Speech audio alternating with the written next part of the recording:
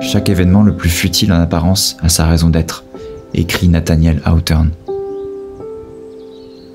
Chaque événement le plus futile en apparence a sa raison d'être, et les réflexions qu'il suggère ne sauraient être inutiles.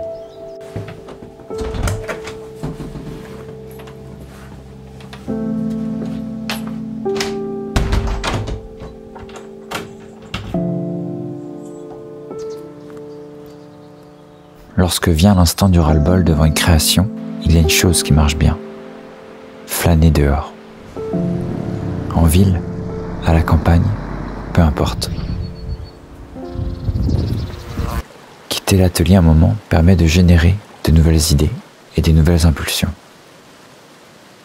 Se promener est non seulement une libération physique, mais également une richesse pour ma pensée.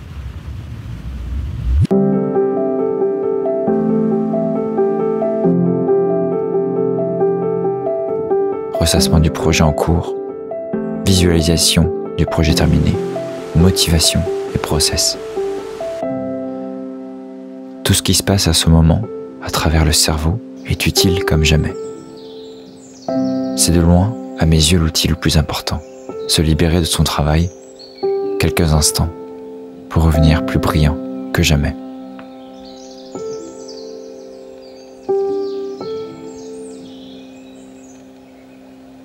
Pas besoin de faire 15 km. L'important, c'est le regard. Il porte au loin, il se concentre sur un détail qui permet d'effacer toutes les étapes précédentes de ma vie. Car nous sommes inconsciemment connectés à notre nature. Regarder une fourmi, c'est se regarder soi.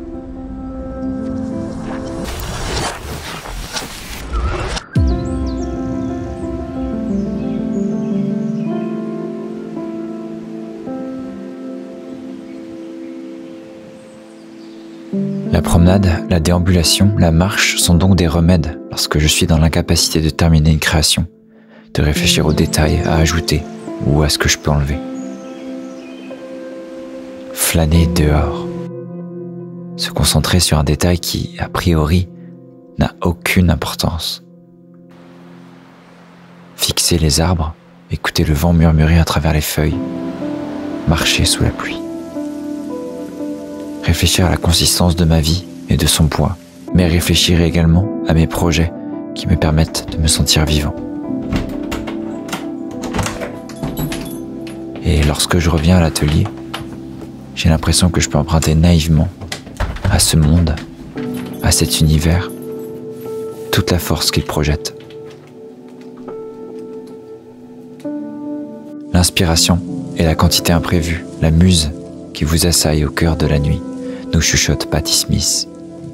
L'inspiration est la quantité imprévue, la muse qui vous assaille au cœur de la nuit. La flèche vole et on n'est pas conscient d'avoir été touché. On ignore qu'une multitude de catalyseurs, étrangers les uns aux autres, nous ont clandestinement rejoints pour former un système à part, nous inoculant les vibrations d'un mal incurable, une imagination brûlante, à la fois impie et divin.